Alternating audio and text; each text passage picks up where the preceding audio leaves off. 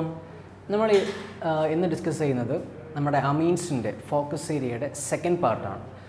നമ്മൾ അന്ന് കെമിക്കൽ റിയാക്ഷൻസിൻ്റെ ഭാഗത്ത് ഫസ്റ്റ് വൺ ആയിട്ടുള്ള കാർബൈലമൈൻ റിയാക്ഷൻസ് മാത്രമാണ് ഡിസ്കസ് ചെയ്തിരുന്നത് അല്ലേ. അപ്പോൾ അതാണ് സെക്കൻഡ് പാർട്ട്. അതിൻ്റെ സെക്കൻഡ് പാർട്ടിൽ നമുക്ക് രണ്ട് കാര്യങ്ങൾ പറയാനുണ്ട്. ഒന്ന് ഹിൻസ്ബർഗ്സ് ടെസ്റ്റാണ്, മറ്റൊന്ന് ഇലക്ട്രോഫിലിക് സബ്സ്റ്റിറ്റ്യൂഷൻ റിയാക്ഷൻസ് ആണ്.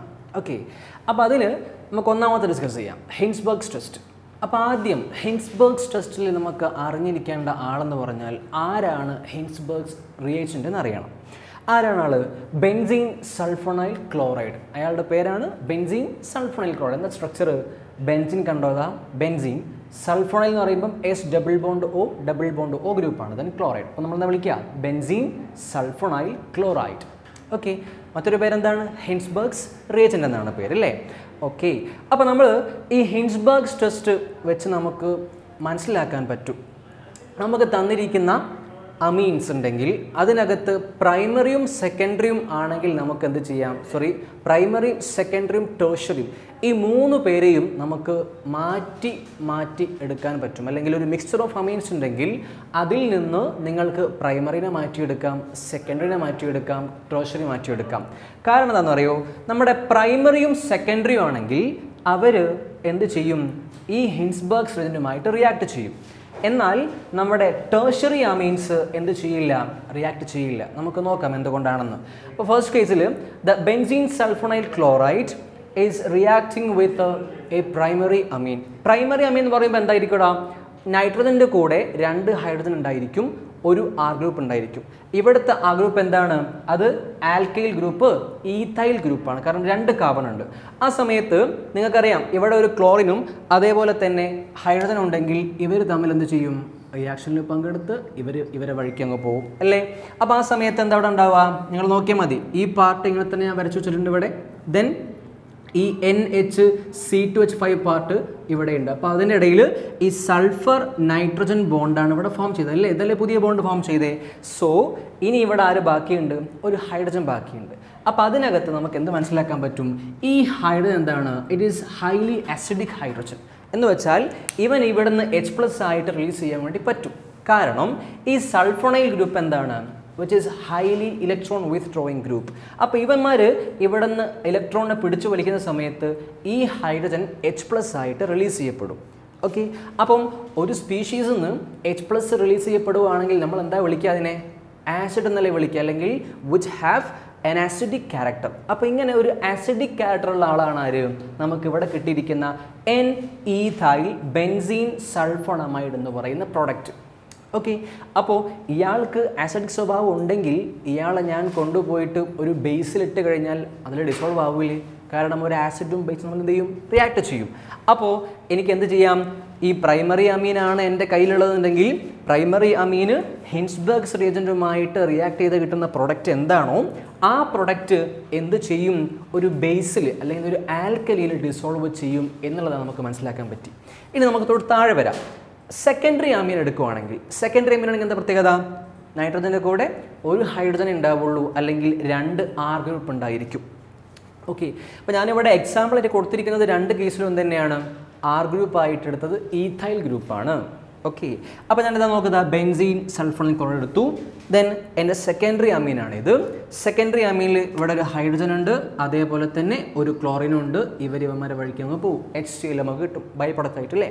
ഇനി ആരാണ്ടാവുക? ഈ സൾഫറും നൈട്രജനും ഇവിടെ ബോണ്ട് ഫോം ചെയ്യും. അതാ പുതിയ ബോണ്ട് ഫോം ചെയ്താണ്ടില്ലേ. ഓക്കെ, ദെൻ ഇവിടെ നിങ്ങൾ നോക്കൂ, മുകളിൽ നമ്മൾ കണ്ടിരുന്ന പോലെയുള്ള ഒരു ഹൈഡ്രജൻ എവിടെ ഇല്ല? ഇവിടെ ഇല്ല, ഈ പ്രൊഡക്റ്റിലില്ല. പ്രൊഡക്റ്റിൻ്റെ പേരെന്താ? NN ഡൈഇഥൈൽ ബെൻസീൻ സൾഫോണമൈഡ് എന്നാണ് പേര്. ഓക്കെ, അപ്പോൾ ഈ ചങ്ങാതിൻ്റെ അടുത്ത് ഹൈഡ്രജൻ ഇല്ല. അപ്പോൾ ഇങ്ങനെ ഹൈഡ്രജൻ ഇല്ല എങ്കിൽ പിന്നെ അതിന് H+ ആയിട്ട് റിലീസ് ചെയ്യാൻ പറ്റുമോ? പറ്റില്ല. അങ്ങനെ H+ റിലീസ് ചെയ്തില്ല എന്നുണ്ടെങ്കിൽ ഇവന് ആസിഡ് സ്വഭാവം കാണിക്കാൻ പറ്റുമോ? അതും ഇല്ല. ഇങ്ങനെ ആസിഡ് സ്വഭാവം കാണിക്കാൻ പറ്റിയിട്ടില്ല എന്നുണ്ടെങ്കിൽ പിന്നെ ഇവനെ നമ്മൾ ബേസ് കൊണ്ടിട്ട് ലയിക്കോ? ഇല്ല. അപ്പോൾ ഇത് insoluble in alkali or base. മനസ്സിലായല്ലോ. ഇവനാണെങ്കിലോ എന്തായിരിക്കും? അത് സോല്യൂബിൾ ഇൻ ആൽക്കലി ആണ്, ഇവൻ ഇൻസോല്യൂബിൾ ആണ്. അപ്പോൾ നമുക്ക് എന്ത് ചെയ്യാൻ പറ്റും? തമ്മിൽ വർത്തിരിക്കാൻ പറ്റും. എങ്ങനെ വർത്തിരിക്കാൻ പറ്റുക? Primary amines when reacts with benzene sulphonyl chloride അല്ലെങ്കിൽ Hinsberg's reagent the product obtained will dissolve in an alkali solution. At the same time, when the secondary amine reacts with the benzyne sulfonyl chloride, the product obtained won't be dissolved in alkali or base. അപ്പോൾ ഇവന് ബേസിൽ എന്ത് ചെയ്യില്ല, ലയിക്കില്ല. ഇവൻ ലയിക്കും. കാരണം എന്താണ്, ഇവിടെ ഒരു hydrogen ഉണ്ട്, ആസിഡിക് ആയിട്ടുള്ള ഒരു ഹൈഡ്രജൻ അവിടെയുണ്ട്. ഓക്കെ, മനസ്സിലായല്ലോ അല്ലേ? ഇനി ടേർഷ്യറി അമീൻസിൻ്റെ കേസിലാണെങ്കിൽ tertiary amines will not react with benzene sulphonyl chloride. എന്തുകൊണ്ടാണെന്നറിയോ? ഇവിടെ നിങ്ങൾ നോക്ക്, ഇവിടെ ഇപ്പോൾ ദാ ഇങ്ങനെ ഒരു ഹൈഡ്രജനും ഒരു ക്ലോറിനും കൂടെ അല്ലേ എക്സിലായിട്ട് റിമൂവ് ചെയ്ത് പോകുന്നത്. അതിനുശേഷമല്ലേ നൈട്രജനും സൾഫറും ബോണ്ട് ഫോം ചെയ്യുന്നത്. പക്ഷേ ഇവിടെ അങ്ങനെ ഫോം ചെയ്യാൻ പറ്റുമോ? ഇല്ല. കാരണം നൈട്രജൻ ആവുന്ന സമയത്ത് ടേർഷ്യറി ആവുന്ന സമയത്ത് നൈട്രജൻ്റെ കൂടെ 3 എണ്ണവും എന്താ ഉള്ളതടാ, R ഗ്രൂപ്പ് അല്ലേ ഉള്ളത്. അപ്പോൾ 3 R ഗ്രൂപ്പ് ഉണ്ടെന്നുണ്ടെങ്കിൽ പിന്നെ ഇവിടുന്ന് ഹൈഡ്രജൻ പോകാൻ പറ്റുമോ? പോകാൻ കഴിയില്ല. അപ്പോൾ എന്ത് ചെയ്യില്ല, ദേ വിൽ നോട്ട് റിയാക്ട്. അപ്പോൾ ഇവർ തമ്മിൽ റിയാക്ട് ചെയ്യുകയാണെങ്കിൽ നോ റിയാക്ഷൻ ഉണ്ടാവില്ല. ഓക്കെ, അപ്പോൾ നമുക്ക് എന്ത് ചെയ്യാൻ പറ്റും?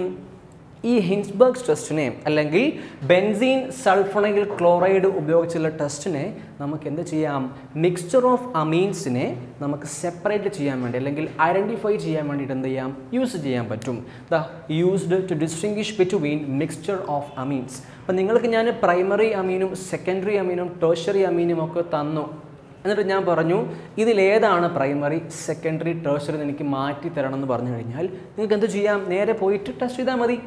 കാരണം എന്താ, ഇതിൽ ഓരോ കേസിലും എന്താ തരുന്നത്? ടെസ്റ്റ് റിസൾട്ട്സ് ഡിഫറെൻ്റ് ആണ്. അപ്പോൾ നമുക്ക് പെട്ടെന്ന് മനസ്സിലാക്കാൻ വേണ്ടി പറ്റും.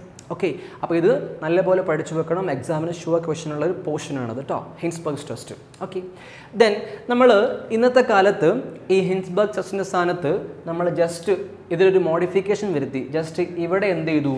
ഒരു CH3 ഗ്രൂപ്പ് ആഡ് ചെയ്ത ഒരാളെ നമ്മൾ എന്ത് ചെയ്യുന്നത് നിലവിൽ യൂസ് ചെയ്തുകൊണ്ടിരിക്കുന്നത്. അയാളുടെ പേരെന്താ? പാരാടോളുവിൻ സൾഫോണൈൽ ക്ലോറൈഡ്. എന്താ പേര്?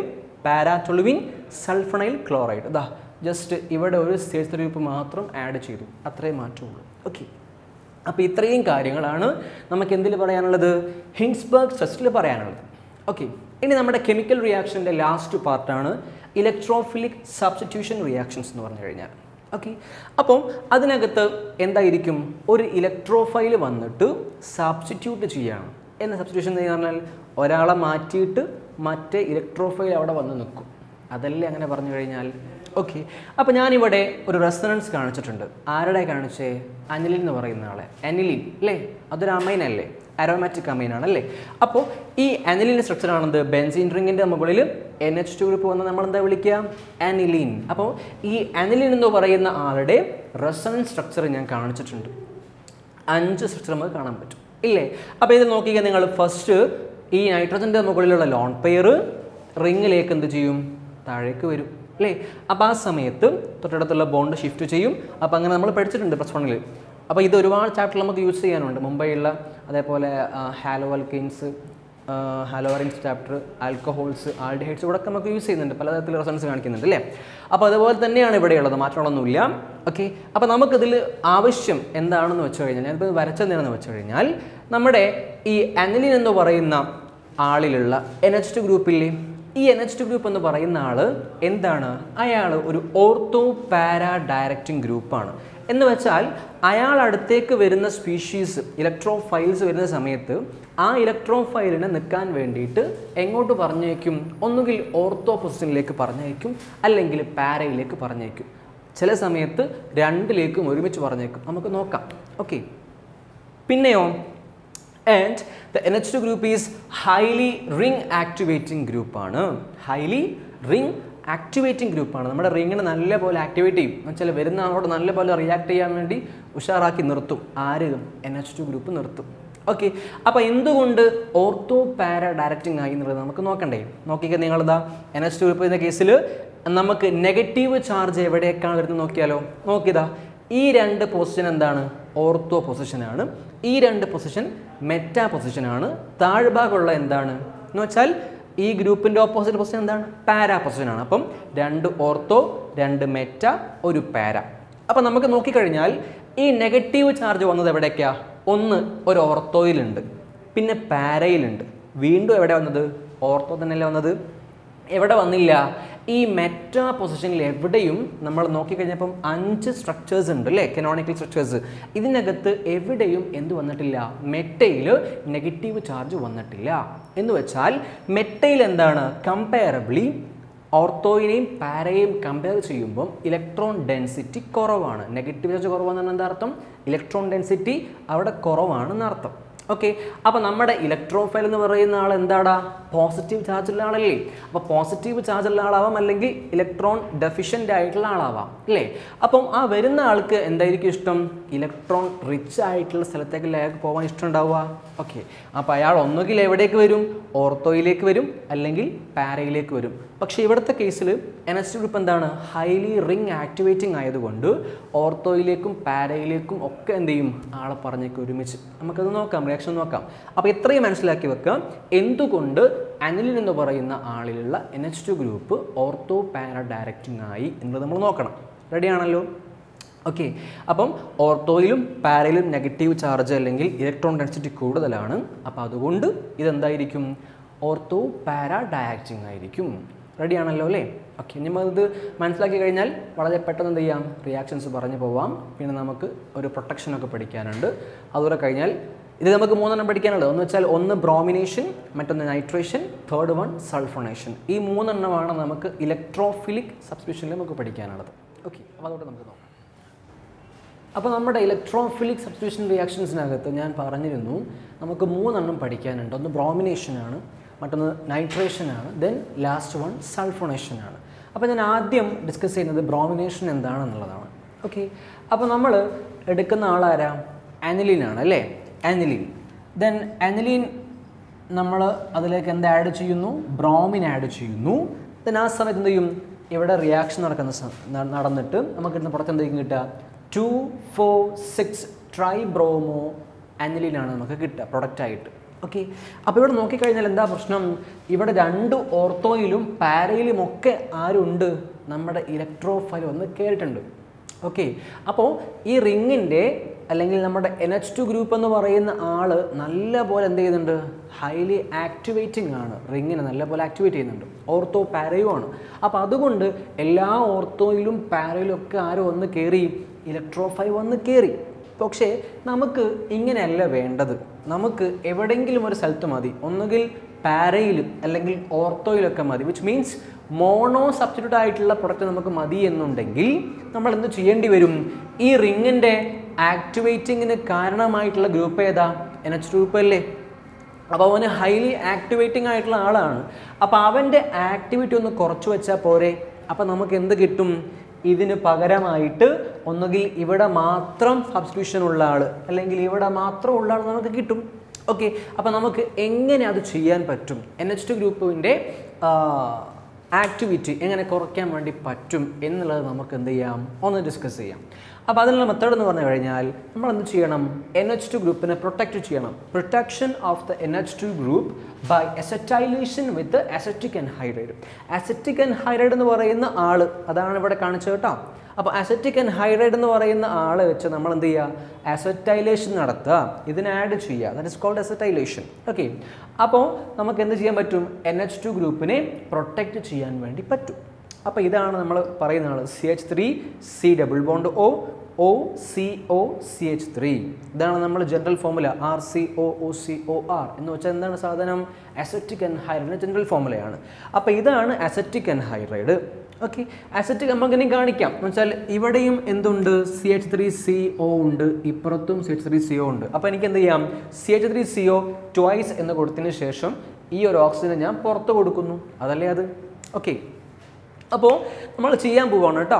എന്താ ചെയ്യാൻ പോകുന്നത്, പ്രൊട്ടക്ഷൻ ചെയ്യാൻ പോവുകയാണ്. ആരെ, NH2 ഗ്രൂപ്പിനെ പ്രൊട്ടക്ട് ചെയ്യാൻ വേണ്ടി പോവുകയാണ്. എന്തിനാണ് അത് ചെയ്യുന്നത്, അതിൻ്റെ ആക്ടിവിറ്റി നമുക്ക് കുറയ്ക്കണം, എന്നാലേ നമുക്ക് എന്ത് കിട്ടുള്ളൂ, മോണോ സബ്സ്റ്റിറ്റ്യൂട്ട് ആയിട്ടുള്ള പ്രൊഡക്റ്റ് കിട്ടത്തുള്ളൂ.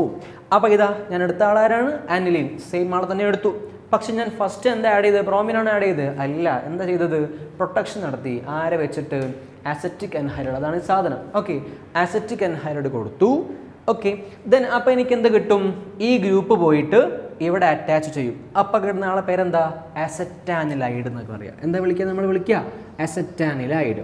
അപ്പോൾ ഈ അസറ്റാനിലൈഡ് എനിക്ക് കിട്ടിക്കഴിഞ്ഞാൽ അതിനുശേഷമാണ് ഞാൻ എന്താ ആഡ് ചെയ്യേണ്ടത്? ബ്രോമിൻ ആഡ് ചെയ്യേണ്ടത്. ആദ്യം കൊണ്ട് ഈ ബ്രോമിൻ ആഡ് ചെയ്യരുത്. ആദ്യം NH ഗ്രൂപ്പിനെ നമ്മൾ എന്ത് ചെയ്യുക? പ്രൊട്ടക്റ്റ് ചെയ്യാം. അതിനുശേഷം നമുക്ക് വേണ്ട സബ്സ്റ്റിറ്റ്യൂഷൻ ഏതാണോ ആ ആളെ നമ്മൾ എന്ത് ചെയ്യുക? അതിലേക്ക് ആഡ് ചെയ്ത് കൊടുക്കുക. അപ്പോൾ നമുക്ക് വേണ്ട ബ്രോമിൻ അല്ലേ, ഞാൻ ബ്രോമിൻ ആഡ് ചെയ്തു. ദെൻ അപ്പോൾ എനിക്ക് എന്ത് ചെയ്യും? ഇവിടെ മേജറായിട്ട് കിട്ടുന്ന ആരായിരിക്കും? പാരാ പൊസിഷനിൽ ആര് വന്ന് കയറും? ബ്രോമിൻ വന്ന് കയറും. ഓർത്തോയിൽ കയറുന്ന എന്തായിരിക്കും? അത് കുറവായിരിക്കും നമുക്ക് കിട്ടുന്ന പ്രൊഡക്റ്റിന് അളവ് കേട്ടോ. ഓക്കെ, ദെൻ അതിനുശേഷം നമുക്ക് എന്ത് ചെയ്യണം? ഈ ആഡ് ചെയ്തിട്ടുള്ള അല്ലെങ്കിൽ നമ്മൾ ചെയ്തിരിക്കുന്ന പ്രൊട്ടക്ഷൻ നമുക്ക് റിമൂവ് ചെയ്യണം. അതെന്താ മെത്തേഡ്? ഹൈഡ്രോളിസിസ് നടത്തുക. നമുക്ക് ഇവിടെ കിട്ടിയിരിക്കുന്ന ഈ പ്രൊഡക്റ്റിനെ നമ്മൾ എന്ത് ചെയ്യണം? ഹൈഡ്രോളിസിസ് നടത്തണം. അപ്പോൾ ആ സമയത്ത് നമുക്ക് എന്ത് കിട്ടും? ഈ പ്രൊട്ടക്ഷൻ ഇവിടെ നിന്ന് മാറും. എന്ന് വെച്ചാൽ ഇവിടെ നേരത്തെ ആഡ് ചെയ്യപ്പെട്ട ഗ്രൂപ്പ് ഏതാണോ ആ ഗ്രൂപ്പ് റിമൂവ് ചെയ്യപ്പെട്ടു. അവിടെ എന്ത് തന്നെ വരും?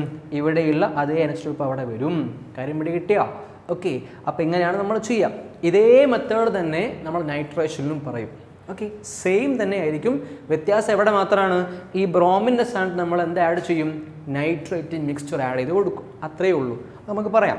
ഓക്കെ, ഇനി എനിക്ക് പറയാനുള്ള കാര്യം, നമ്മളിവിടെ പറഞ്ഞു NH2 ഗ്രൂപ്പിൻ്റെ പ്രൊട്ടക്ഷൻ നമ്മൾ ചെയ്യുന്നു by using acetylation with acetic anhydride എന്ന് പറഞ്ഞില്ലേ. അപ്പോൾ എന്തുകൊണ്ട് ആക്ടിവിറ്റി കുറയുന്നു? നമ്മളിത് ചെയ്യുന്ന സമയത്ത് കുറയുന്നതുകൊണ്ടാണ് എന്ത് ചെയ്യണത്? നമുക്ക് പ്രൊഡക്റ്റ് ഇതേപോലെ 3 എണ്ണവും വരുന്ന കേസ് അല്ലാതെ സിംഗ്ലി സബ്സ്റ്റിറ്റ്യൂട്ട് പ്രൊഡക്റ്റ് നമുക്ക് കിട്ടുന്ന കാരണം അതാണ്. ഓക്കെ, അപ്പോൾ അത് ക്വസ്റ്റ്യൻ ആയിട്ട് വരും, എന്തുകൊണ്ട് ആക്ടിവിറ്റി കുറയുന്നു? അപ്പോൾ നമ്മൾ എങ്ങനെ ആൻസർ ചെയ്തു? അതവിടെ കാണിച്ചിരിക്കുന്നേ. ഞാനിതാ ഇയാളെ ഞാൻ അവിടെ കാണിച്ചിട്ടുണ്ട്. അസറ്റാനൈഡ് എന്ന് പറയുന്ന ആളെ ഞാൻ അവിടേക്ക് എടുത്തു മാറ്റി വരച്ചിട്ടുണ്ട്. നമുക്കത് വെച്ചാണ് പറയേണ്ടത്. അപ്പോൾ ഇതിനകത്ത് നിങ്ങൾക്ക് കാണാൻ പറ്റും, ഇവിടെ അസറ്റാനൈഡ് എന്ന് പറയുന്ന ആളുടെ മുകളിലുള്ള ഗ്രൂപ്പിൽ അതിലുള്ള നൈട്രജൻ്റെ മുകളിൽ എന്തുണ്ടായിരിക്കും? ലോൺ പെയർ ഉണ്ടായിരിക്കും. ആ ലോൺ പെയർ റിങ്ങിലേക്ക് ഇറങ്ങി വന്ന സമയത്തല്ലായിരുന്നോ നമ്മൾ നേരത്തെ റെഫറൻസ് കാണിച്ചിരുന്നേ? അപ്പോൾ നമ്മൾ പറഞ്ഞത് നല്ല ഹൈലി ആക്ടിവേറ്റിംഗ് ആണ്, ഓർത്തോ പാര ഡയറക്റ്റിംഗ് ആണ് എന്നൊക്കെ പറഞ്ഞില്ലായിരുന്നോ? ഇവിടുത്തെ കേസിൽ ഇത് റിങ്ങിലേക്കല്ല വരിക.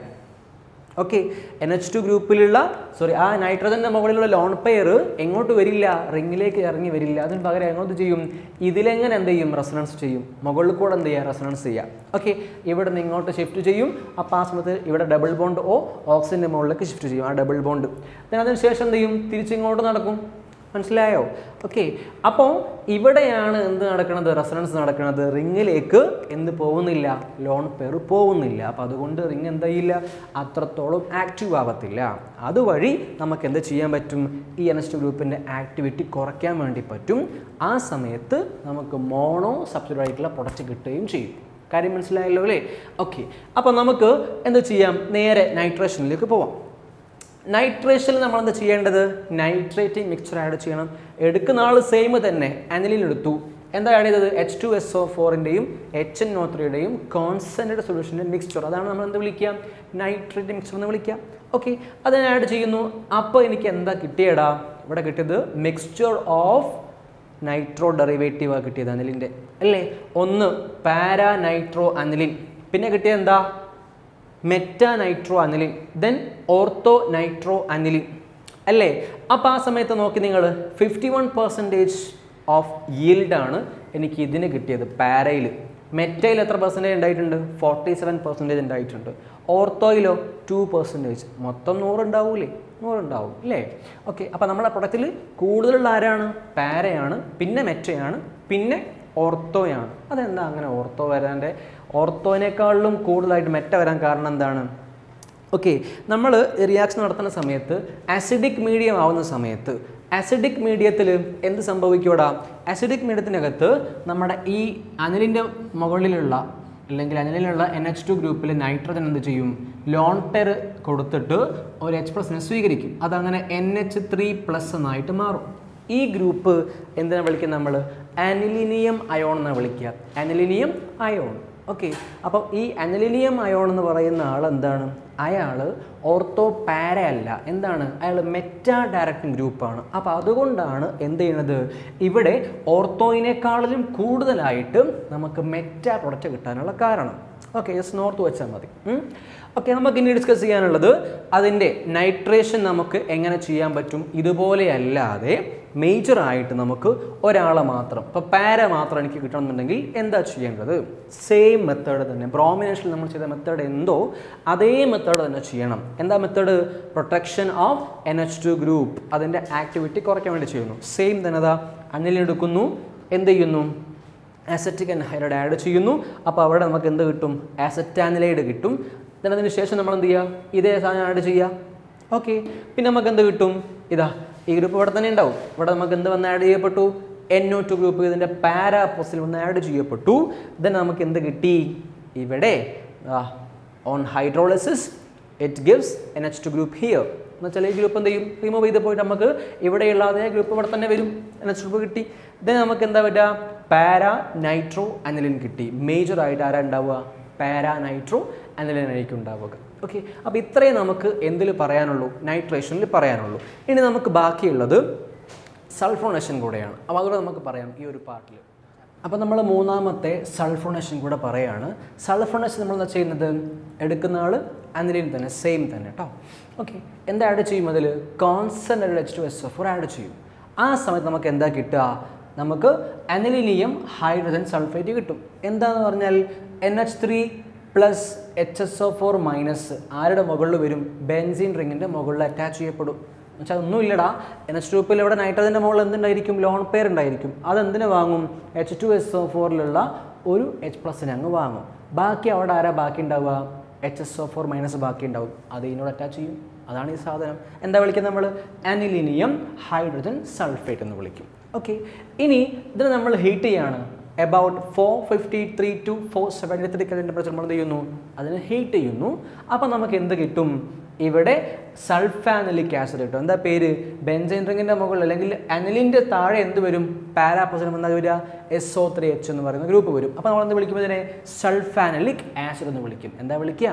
Sulphanilic acid. ഇനി ഇതിന് പ്രോപ്പർട്ടി ഉണ്ട്. എന്ത് ചെയ്യും? ഇത് സ്വിറ്റർ അയോൺസ് ഫോം ചെയ്യും. എന്താണ് സ്വിറ്റർ അയോൺസ് എന്ന് പറഞ്ഞു കഴിഞ്ഞാൽ? സ്വിറ്റർ അയോൺസ് എന്ന് പറഞ്ഞു കഴിഞ്ഞാൽ ഒരേ സമയം പോസിറ്റീവ് ചാർജും നെഗറ്റീവ് ചാർജും ആ ഒരു സ്പീഷീസ് കാണിക്കും. നോക്കി നിങ്ങളിതാ ഇവിടെ ഈ SO3Hലുള്ള ഈ ഒരു ഹൈഡ്രജൻ എന്ത് ചെയ്യും? H+ ആയിട്ട് മുകളിൽ പോയിട്ട് എന്ത് ചെയ്യും? ജോയിൻ ചെയ്യും. കാരണം നൈട്രജന് മുകളിൽ എന്തുണ്ട്? ലോൺ പെയർ ഉണ്ട്, അത് സ്വീകരിക്കും അല്ലേ? എന്നിട്ട് എവിടെ പോയി നിൽക്കും? NH3+ ആയിട്ട് മുകളിൽ നിൽക്കും. ഇനി ഇവിടെ H+ പോയി കഴിഞ്ഞാൽ എന്താ ബാക്കി ഉണ്ടാവാം? SO3 മൈനസ് ബാക്കി ഉണ്ടാവും. അപ്പോൾ ഒരേ സമയം പ്ലസും മൈനസും കാണിക്കുമ്പോൾ നമ്മളെന്ത് വിളിക്കുക? അതിനെ സ്വിറ്റർ അയോൺസ് എന്ന് വിളിക്കുക. ഓക്കെ, നമ്മളത് പഠിച്ചിട്ടുണ്ട്. അമിനോ ആസിഡിലൊക്കെ നമ്മൾ കാണാറുള്ള ഒന്നാണ് എന്ത്? സ്വിറ്റർ അയോൺസ്. ഓക്കെ, അപ്പോൾ ഇതാണ് ഇതിൻ്റെ റിയാക്ഷൻ. ഏതിൻ്റെ റിയാക്ഷൻ? സൾഫോണേഷൻ നമുക്ക് പഠിക്കാനുള്ള റിയാക്ഷൻ. ഓക്കെ, പിന്നെ കുറച്ച് പോയിന്റ്സ് പറയാനുള്ളത് എന്താണെന്ന് വെച്ചാൽ നമ്മുടെ അനിലിൻ എന്ന് പറയുന്ന ആൾ എന്തുമായിട്ട് റിയാക്ട് ചെയ്യില്ല. നമ്മൾ പഠിച്ചിട്ടുണ്ടാവും ഹാലോ ആൽക്കെയിൻസ് ആൻഡ് ഹാലോയിഡ്സ് എന്ന ചാപ്റ്ററിൽ ഫ്രീഡൽ ക്രാഫ്റ്റ്സ് റിയാക്ഷൻസ് പഠിച്ചിട്ടുണ്ടാവും. അതിൻ്റെ ആൽക്കലേഷൻ പഠിച്ചിട്ടുണ്ടാവും, അതേപോലെ ആസൈലേഷൻ പഠിച്ചിട്ടുണ്ടാവും. ആ റിയാക്ഷൻസ് നടക്കുന്ന ഫ്രീഡൽ ക്രാഫ്റ്റ്സ് റിയാക്ഷൻസ് ഇല്ലേ, അതിലുള്ള ആളുകളുമായിട്ട് നമ്മുടെ അനിലിൻ എന്ത് ചെയ്യില്ല? റിയാക്ട് ചെയ്യില്ല. കാരണം നമ്മുടെ ഫ്രീഡൽ ക്രാഫ്റ്റ്സ് റിയാക്ഷൻ ഉപയോഗിക്കുന്ന കാറ്റലിസ്റ്റ് ആരാ? അലുമിനിയം ക്ലോറൈഡ് അല്ലേ? AlCl3 നമ്മൾ യൂസ് ചെയ്യുന്നത്. അപ്പോൾ ഈ AlCl3യുമായിട്ട് അനിലിൻ പോയിട്ട് എന്ത് ഫോം ചെയ്യും? സോൾട്ട് ഫോം ചെയ്യുകയാണ് ചെയ്യുക. ഓക്കെ, അങ്ങനെ സോൾട്ട് ഫോം ചെയ്യുന്ന സമയത്ത് റിയാക്ഷൻ നടക്കുമോ? റിയാക്ഷൻ നടക്കില്ല. ഓക്കെ, എന്നാൽ ഇതെന്താ സംഭവം എന്ന് വെച്ചാൽ ഈ സോൾട്ട് ഫോർമേഷൻ നടക്കുന്ന സമയത്ത് നമ്മുടെ നൈട്രജൻ ഇല്ലേ, അനിലിൻ്റെ മുകളിൽ നൈട്രജൻ ഉണ്ടാവില്ലടാ, നൈട്രജൻ ഉണ്ടാവില്ലേ, ഇതെന്ത് ചെയ്യും? സോൾട്ട് ഫോർമേഷൻ്റെ ഭാഗമായിട്ട് ഇതിന് പ്ലസ് ചാർജ് കിട്ടും. ആ പ്ലസ് ചാർജ് കിട്ടിക്കഴിഞ്ഞാൽ നൈട്രജൻ്റെ സ്വഭാവം മാറി. നേരത്തെ പോസിറ്റീവ് ഒന്നും ഇല്ലായിരുന്നു, പക്ഷേ ഇവിടെ സോൾട്ട് ഫോർമേഷൻ നടന്നു കഴിഞ്ഞാൽ എന്തു വരും? അതിന് പ്ലസ് ചാർജ് വന്നു കഴിഞ്ഞ് പ്ലസ് ചാർജ് വന്നു കഴിഞ്ഞാൽ ഇത് പിന്നെ ഡീആക്ടിവേറ്റിംഗ് ഗ്രൂപ്പായിട്ട് ആക്ട് ചെയ്യാം. നിലവിൽ ഇയാൾ എന്താണ്? ആക്ടിവേറ്റിംഗ് ഗ്രൂപ്പ് അല്ലേ? എന്നാൽ ഇതിൻ്റെ മുകളിൽ പ്ലസ് ചാർജ് വന്നാൽ ഇത് ഡീആക്ടിവേറ്റിംഗ് ഗ്രൂപ്പാണ്, പിന്നെ റിയാക്ഷൻ നടക്കാൻ സമ്മതിക്കില്ല. മനസ്സിലായല്ലോ അല്ലേ? അപ്പം ഇങ്ങനെ ഒരു കാര്യം നമുക്ക് ഓർത്ത് വെക്കാനുണ്ട് സൾഫോണേഷൻ്റെ ഭാഗത്ത്. ഓക്കെ, അപ്പോൾ ഇത്രയാണ് നമുക്ക് ഈ ഒരു പാർട്ടിലുള്ളത്. ഇനി ജസ്റ്റ് ലാസ്റ്റ് ഒരു പാർട്ട് കൂടെ ഉണ്ട്, അത് ഞാൻ തേർഡ് പാർട്ട് കൂടെ ചെയ്യുന്നുണ്ട് കേട്ടോ. നമ്മുടെ ഡയസോണിക് സോൾട്ടിൻ്റെ പാർട്ടാണ്.